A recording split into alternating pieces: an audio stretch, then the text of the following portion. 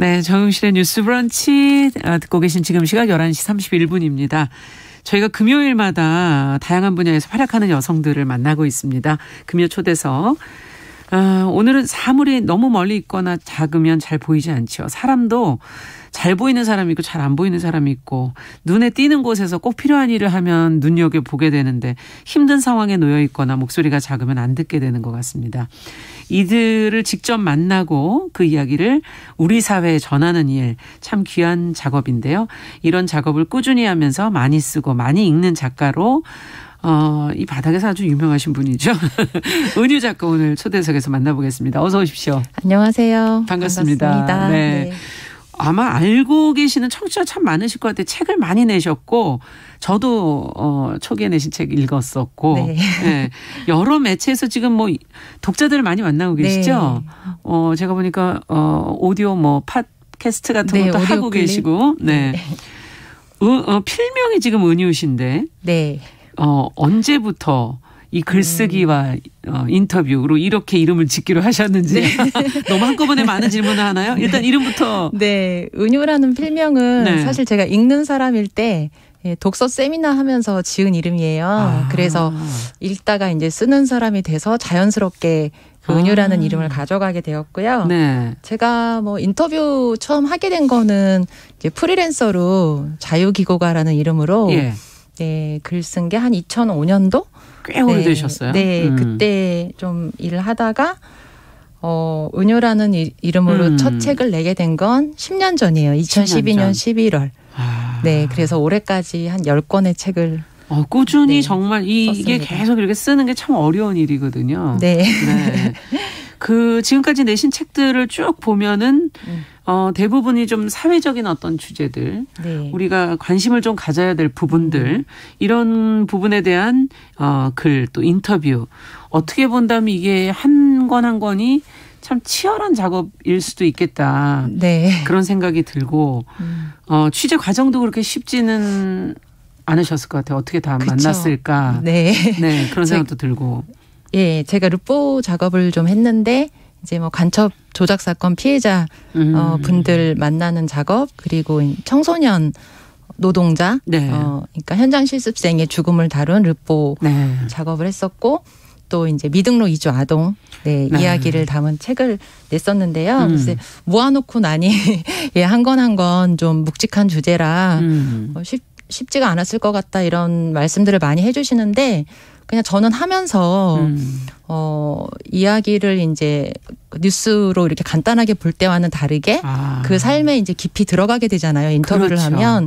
그러니까 제가 몰랐던 거 알게 되는 것도 많고, 그래서 힘이 좀 들기도 하지만 힘을 얻는 측면이 굉장히 많아요. 네. 그래서 그런 새로운 인식을 얻게 되고, 제가 몰랐던 어떤 편견이나 그렇죠. 낡은 생각들이 좀 깨지고, 네, 이러는 작업에 그게 저한테 굉장한 어떤 기쁨, 예, 슬프지만 기쁨을 네. 주는 것 같아요. 그래서 계속 좀 하게 되는 거군요. 네, 됩니다. 우리가 뉴스, 저희도 뭐 시사방송을 하지만 얼마나 표피적인 것을 지금 말씀을 드리고 있나 하는 걸 새삼스럽게 네.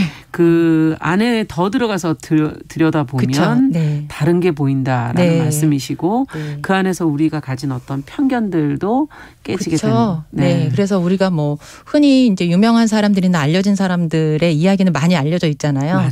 네. 근데 뭐 평범하다, 뭐 슬프다 이랬을 때 그 평범하게 살기 위해서 얼마나 평범하지 않은 많은 노력이 필요한지 그렇죠. 뭐 그런 것들. 그리고 슬픔에 굉장히 처해 있을 것 같지만 그렇게 또 슬프지만은 않은 또 다른 측면도 있다. 이렇게 어떤 삶의 좀 입체적인 네, 모습을 저도 이제 인터뷰를 통해 보게 되고 그 제가 알게 된 좋은 것들을 또 글로 열심히 써서 네, 독자들과 공유하고 나누게 되는 것 같습니다. 네. 최근에 내신 책이 인터뷰집 크게 그린 사람이라는 네. 이제 책인데 제목으로 과연 어떤 느낌이 사람들을 만나신 걸까? 조금 가늠은 안 되는 제목이긴 네. 하거든요. 장르도 보니까 여러 장르에 걸쳐 있는 분들을 쭉 만나셨어요. 예. 근데 이 모든 분들의 어떤 묶으신 공통점이 있지 않을까 하는 생각이 드는데. 네. 뭐 여러 분들인데요. 뭐 이렇게 여성 경찰로서 또 책을 내신 원도 작가님, 또 뭐 장애인 야학에서 교사를 하고 인권 기록 활동가로 일하는 홍은전 작가님, 뭐 네. 국립건강센터장님, 네. 뭐 이렇게 굉장히 다양한 분들인데 그냥 저는 저희 크게 그린 사람의 부제가 세상에 지지 않고 살아가는 18명의 이야기인데요. 지지 않는다는 표현보다는 좀 정확하게는 길들여지지 않는 사람들이에요. 그래서 우리가 세상이 뭐 이렇게 살아라 저렇게 살아야 행복하다라는 너무 제시하는 게 많죠. 네, 그런 매뉴얼 같은 것이 있잖아요. 예. 가령 뭐 물질적인 가치, 물질을 좀 추구해야 내가 편하게 살 수 있다. 너에게 더 뭐 노후에도 이롭다. 그렇죠. 그래서 뭐 의사면 뭐 어떤 과가 돈을 잘 번다. 다 글로 가려고 막 난리잖아요. 네, 뭐 사범대를 가서 교사가 네. 되는 게 굉장히 안정적인. 노후에 안정적이다. 네, 근데 그런 길을 가지 않고 자기에게 물음을 던지면서 나는 어떤 삶을 살고 싶은가 질문을 해서 나는 활동가가 될 거야. 그래서 뭐 활동가가 된 분도 있고, 네. 뭐 센터장님. 정신과 의사, 가셔서. 이영문 선생님도 그때 당시에 정신과에 대한 편견이 굉장히 심했잖아요. 그런데 그렇죠. 내가 이제 인간의 정신에 대해서 탐구하고 싶다. 그래서 정신과로 가고. 그래서 세상에 이렇게 살아라 저렇게 살아라 하지만 내게 질문을 던지고 자기 자신에게 그래서 아무도 좀 가려고 하지 않은 길을 가기도 하고. 예. 그래서 제가 좋아하는 말이 있는데 이제 금단의 땅에서 열매를 구하라 이런 말이 있는데 이분들의 삶이 그런 삶이 아닌가 이런 생각이 듭니다. 네. 네. 금단의 땅에 들어가기도 힘든데 그 안에서 열매를 구하라. 네. 예, 쉬운 일이 아닌 거를 일단 해봐라 이런 말씀으로 저한테는 들려지는데 네. 길들여지지 않아서 자기에게 질문한 분들에게 그분들은 어떤 느낌일까? 참 힘드셨을 것 같은데요. 그렇죠. 사실은 그래서 좀 외롭기도 했을 것 좀 같고. 불안하죠. 그렇죠. 예. 이 길이 맞나? 네. 내가 가도 될까? 하지만 또 그 길을 갈 수 있었던 것은 이제 거기서 같이 같은 생각을 갖고 나누고 지지해주는 동료들이 있었기 때문에 또 좀 가능하지 않았나. 혼자는 아니었던 거군요. 그렇죠. 어떻게 이제 본다면. 뭐 장애인 야학을 갔는데 내가 비장애인인데 장애인을 가르쳐 이러면 뭔가 사람들이 다 힘들 거라 생각하는데 저도 그렇게 생각했고요. 예. 근데 왜 힘들 거라 생각하는지 모르겠다. 이렇게 막상 해보니까. 예. 너무 즐겁고 나는 동료들에게 많이 위로를 받았고 같이 하나하나 배워가면서 이제 가르치면서 자기도 배웠다. 예, 이런 이야기를 들었을 때 우리가 뭐 어떤 사물이나 현상을 좀 굉장히 표면적으로만 보고 단순하게 판단하는구나. 저조차도 네, 그런 걸 좀 알게 됐어요. 네. 스스로에게 질문을 해서 그 해답을 찾아간다는 것도 참 대단하신 분들인 것 같은데 네. 그래서 이분들이 사실은 너무 작게 그려져 있었던 건가요? 네. 세상 속에서? 그러니까 크게 관심을 갖지 않죠. 사람들이 내가 뭐 저렇게 살고 싶어. 이런 생각을 하진 않죠. 그렇죠. 힘들 것 같으니까. 힘들 것 같으니까. 그래서 고개를 돌리고 이제 하는데 저는 그분들이 이제 그런 다르게 사는 사람도 있다. 이런 이야기를 좀 많이 해주셔서 보통 사람들에게도 좀 용기, 네. 삶에 대한 상상력 그런 걸 좀 확장시키고 싶었어요. 네. 그러네요. 정말 늘 생각하고 바라보는 지향점이 다들 비슷한데 그걸 좀 깨서 넓고 크게 좀 만들어주고 싶은 그런 마음이셨던 거군요. 그래서 크게 그려서 모두가 좀 보면 좋겠다. 네. 그런 욕심에서 썼습니다. 네. 바빠도 시간을 내서 뭐 꼭 하고 싶고 잘해내고 싶은 욕심나는 그런 이제 인터뷰들이 있잖아요. 네. 사실 지금 하고 있는 것도 저희가 이제 인터뷰지 않습니까? 네, 맞아요. 사람을 만난다는 거. 그리고 또 기억에 굉장히 오래 남는 그런 인터뷰들도 있고 그중에 어떤 인터뷰가 있을지 어떤 분을 한번 꼭 만나고 싶으셨는지. 네, 이 책 안에서. 이 책 안에서 이제 김영균 노동자의 어머니 지금은 김영균 재단의 이사장으로 일하고 계시는 김미숙 선생님을 좀 만나 뵙고 싶었어요. 그래서 김영균 씨 사건이 이제 많이 알려져 있지만 2018년 12월 11일에 태안화력에서 이제 일하다가 혼자 위험한 일을 하다가 기계에 몸이 껴서 이제 목숨을 잃었고 맞게 됐죠. 그것도 굉장히 끔찍하지만 4시간 뒤에 동료에 의해서 발견이 됐다는 소식을 제가 들었을 때 너무 좀 충격을 받았고 산재가 많이 일어나지만 김영균 노동자의 죽음은 더 좀 참혹했었잖아요. 네, 그래서 그렇죠.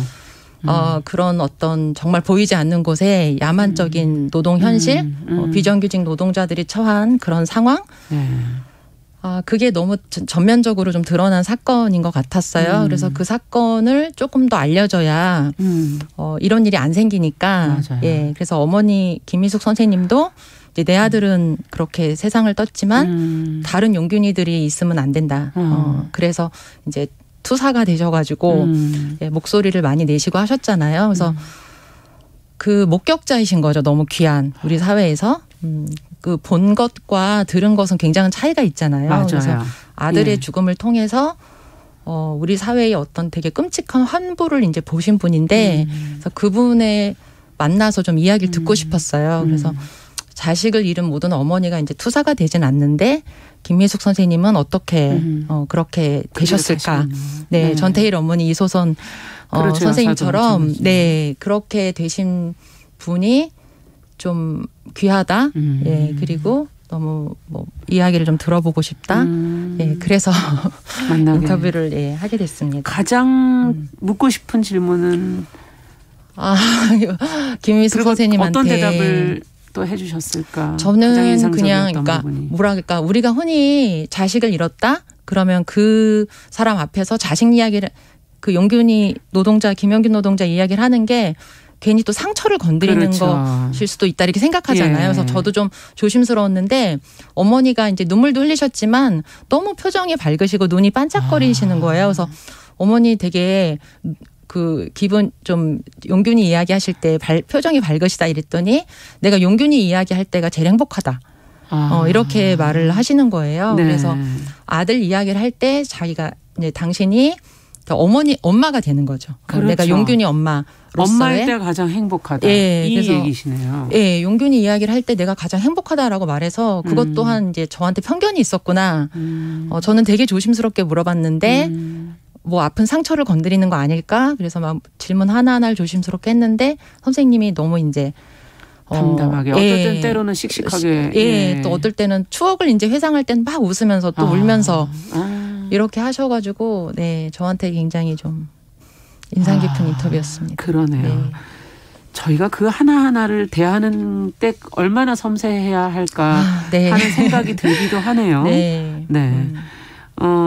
그 외에도 지금 책에 보니까는 김진숙 민주노총 지도위원이 이제 명예복직을 한 걸 저희도 이제 방송에 해드렸긴 했지만 얘기를 한 뒤에 이제 작가님과의 인터뷰가 큰 힘이 냈다는 그런 메시지를 보내셨다고 하는데 어땠습니까? 어떤 상황이었습니까? 언제 또 이런 그때 제가 한겨레 신문에서 은유의 연결이라는 인터뷰 코너를 연재하고 있었는데 이제 김진숙 지도위원이 복직 이슈로 출근 투쟁을 하셨을 때 제가 가서 취재를 했어요. 그래서 이렇게 긴 서사를 듣고 그걸 글로 썼는데 이제 그전에는 복직 투쟁을 하시면서도 지도위원님이 이게 정말 맞는 싸움인가 뭔가 확신이 서기보다는 좀 주저하는 마음이 있었는데 그 당신의 이야기가 이렇게 한 꾀로 쭉 깨진 걸 보면서 이건 싸워야 되는 거는구나.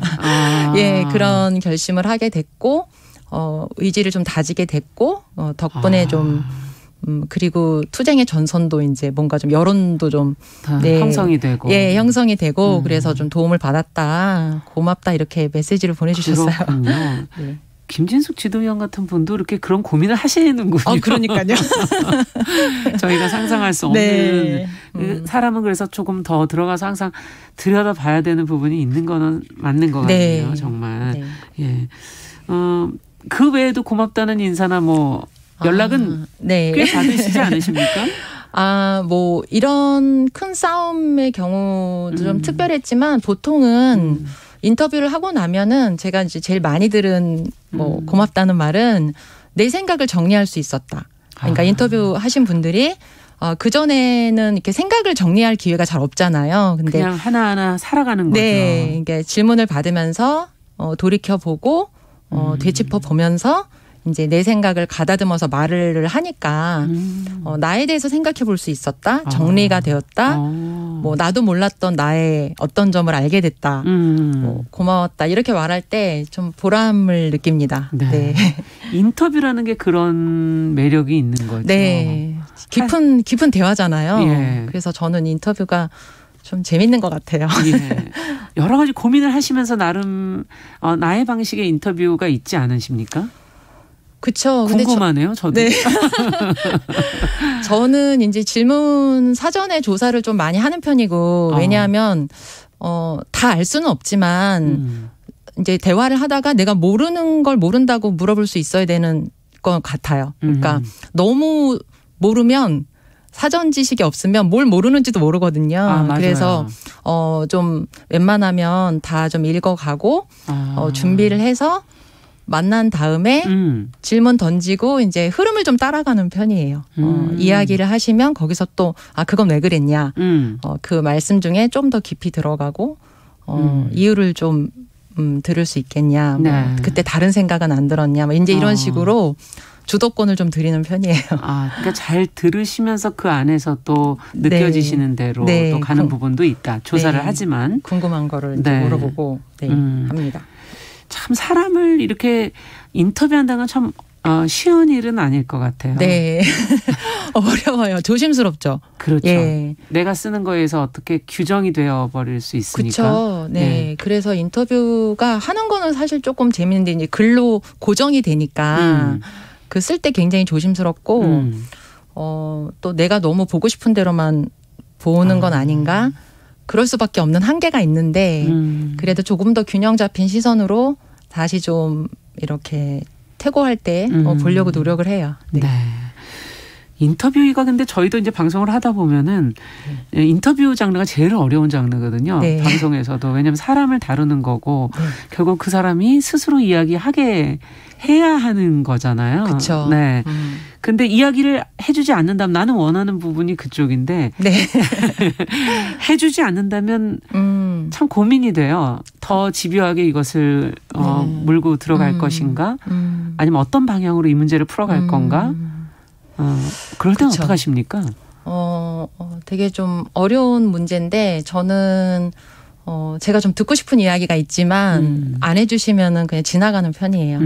이유가 있을 것이다. 하지 않는 데는 상황을 봐서 이제 대답하고 싶지 않으면 안 하셔도 되는데 혹시 뭐 이렇게 여쭤보기도 하고요. 예. 아니면은 그냥 이유가 있으니까 말을 안 할 것이다로 지나가고 그리고 물어본 다음에 인터뷰 글에는 쓰지 않을 텐데 내가 들어야 맥락이 이해되는 부분이 또 있잖아요. 그렇죠. 그래서 중요한 거는 이제 당사자의 의견이 제일 중요하다. 그런 생각. 그래서 제가 지난번에 그 있지만 없는 아이들 미등록 이주 아동 인터뷰할 때는 그 아동 한 명이 이제 인터뷰를 하는데 약간 처음에 만났는데 이렇게 질문지 있잖아요. 질문지에 이렇게 막 밑줄을 걷더라. 이렇게 약간 줄을 걷더라고요. 그래서 대답하고 싶지 않은 질문이 있는 거예요. 그래서 마음 편하게 생각하고 모든 질문에 대답을 해야 되는 건 아니다. 그래서 존중해 주겠다. 제일 중요한 거는 누구의 마음이다. 그래서 이제 이렇게 이야기를 충분히 해줬더니 좀 마음의 문을 열고 많은 이야기를 들려줬어요.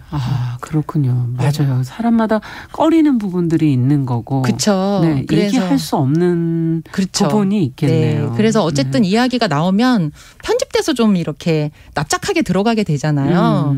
결과 맥락을 살리기가 어려워서 내가 이제 보호하고 싶은 나의 어떤 부분이 있는데 인터뷰를 한다는 이유로 그걸 막 너무 또 다 끄집어내는 거는 또 실례인 것 같아요. 맞아요. 그래서 좀 상황을 봐가면서 하고 있어요. 근데 또 그걸 알아야 또 하는 상황도 있으니까 그러면 저도 제 입장을 말씀드리고 근데 뭐 원하지 서로 간의 않으면 신뢰가 깨지지 않는 선에서 솔직하게 말하는 게 좋은 것 같아요. 저는 그럴 때는.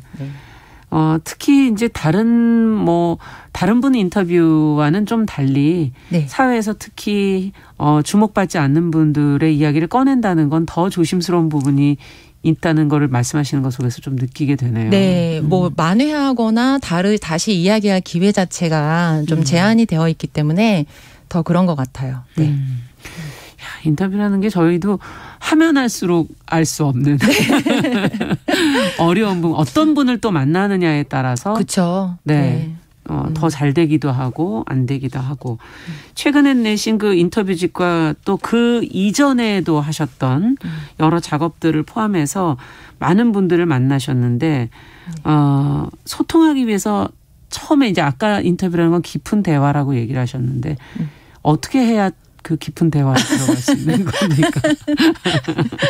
너무 비법을 다 공개하라고 하는 건가요? 제 영업 비밀인데 오늘 다 공개하네요. 깊은 네. 대화요. 그러니까 네. 제가 좀 사람한테 잘 반하는 편이거든요. 그래서 이렇게 약간 무장해제 되는 것 같아요. 이야기를 듣다 스스로가 보면. 네. 먼저. 그래서 제 얘기도 막 하고 나도 그랬는데요. 막 이제 그렇게 하면 이제 서로 속 얘기를 좀 상호작용이 일어나는 뭐 그런 거 일부러 하지는 않고요. 이제 대상에 따라서 상대에 따라서 이제 이야기를 듣다 보면 저는 우리가 모두 이제 고통으로 연결된 존재라고 생각을 해요. 맞아요. 그래서 누가 이제 어떤 힘든 이야기를 한다. 그러면 저도 그런 걸 느꼈을 때가 있잖아요. 그럼요. 저도 그랬다고. 그랬을 때 어떻게 했냐. 뭐 가령 이 책에서는 제가 홍은전 작가도 이제 글을 쓰니까 근데 글 쓰는데 시간이 엄청 오래 걸린다는 거예요. 며칠을 쓴다는 거예요. 칼럼 하나에. 그래서 저도 그러거든요. 근데 이 얘기를 어디 가서 하질 못해요. 왜냐하면 며칠 쓴 글이 그러냐? 뭐 이렇게 말할 수도 있잖아요. 아니 뭐 누가 그런 말을 합니까? 아니 어쨌든 네. 그래서 이제 막 조심스럽고 그만큼 준비를 많이 하시고 그만큼 생각을 많이 하시는 거군요. 그래서 이제 고민이 이제 있는데 내가 글을 너무 늦게 쓰는 게 내 문제는 아닌가 막인데 이제 홍은전 작가님도 그렇다 이랬을 때 공감이 되는. 네, 둘이 또 막 하소연도 좀 하고 그러다 보면 또 속 얘기 우리가 이렇게 망설이는 그 저변엔 뭐가 있을까? 어떤 두려움이 있을까? 뭐 이제 그런 식으로 자기의 어떤 건드려지는 지점도 이야기를 하고 하다 보면 그냥 자연스럽게. 가장 지금 제가 듣기에는 사람에게 잘 반한다는 말씀을 해주셨는데 그게 인터뷰를 하실 수 있는 어떤 큰 동력이 아닌가. 네. 누구를 만나든. 누구든지 좀 보석 같은 부분들이 다 있는 것 같고요. 그게 또 보일 때 되게 이제 제가 좀 반하고 배우고 싶고 나도 저렇게 되고 싶다 이런 마음도 드는 것 같아요. 네, 빨리 사람들한테 얘기해줘야지만. 네.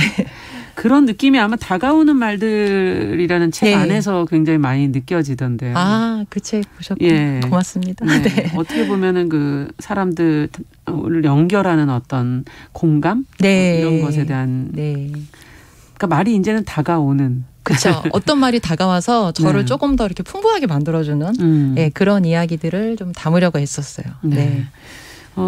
어떠세요? 지금까지 내신 책들을 쭉 보면 그 힘들었지만 숨겨져 있고 작게 보였던 것들을 이제 크게 만들어주는 그런 작업들을 해오셨는데 글 쓰는 사람으로서 좀 다른 글을 써보고 싶다는 이런 욕심은 없으세요?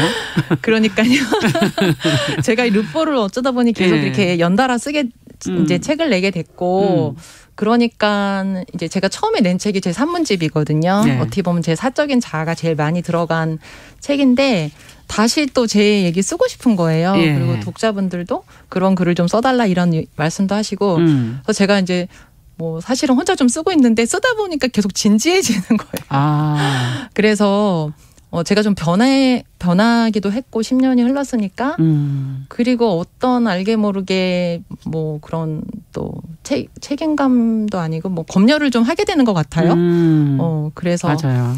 완전히 모든 걸 내려놓고 예전처럼 블로그에 그냥 누가 보든 말든 쓰는 거는 불가능하겠구나 이런 생각은 들지만 또 제가 제 이 나이가 처음이고 이 삶의 경험이 처음인데 거기서 또 겪게 되는 30대, 40대에는 몰랐던 이야기들도 좀 쓰고 싶어요.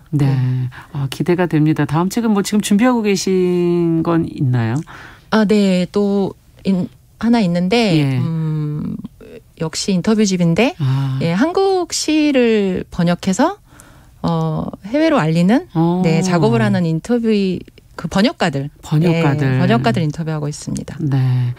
워낙 사실 글쓰기에 대한 책도 워낙 좋으셔서 지금 이제 오디오로 하시는 그 팟캐스트도 글쓰기에 관한 것들을 하고 계셔서